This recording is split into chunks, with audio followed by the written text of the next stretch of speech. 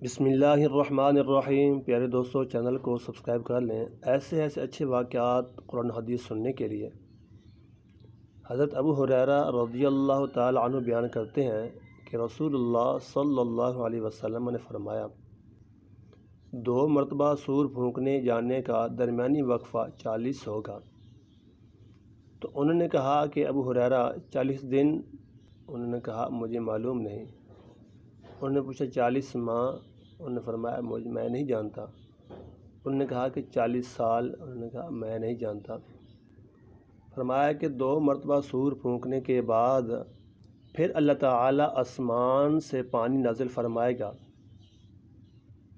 تو وہ اس طرح جی اٹھیں گے جس طرح سبزیاں اگتی ہیں۔ فرمایا انسان کی ایک ہڈی کے سوا باقی سارا جسم گل سڑ جائے گا۔ وہ ریڑھ کی ہڈی کا آخری سرہ ہے۔ روز قیامت تمام مخلوق اسی سے دوبارہ بنائی جائے گی۔ صحیح مسلم کی روایت میں ہے کہ فرمایا انسان کو مٹی کھا جائے گی، البتہ ریڑھ کی ہڈی کا آخری سرہ باقی رہ جائے گا۔ اسی سے وہ پیدا کیا گیا اور اسی سے دوبارہ بنایا جائے گا۔ ہماری اوقات یہ ہے کہ ہمیں قبر کی مٹی میں ہمارا کچھ بھی باقی نہیں رہتا۔ اس دنیا میں ہم آ کر مال و دولت کے پیچھے ہاتھ دھو کر ہم پڑے ہوئے ہیں۔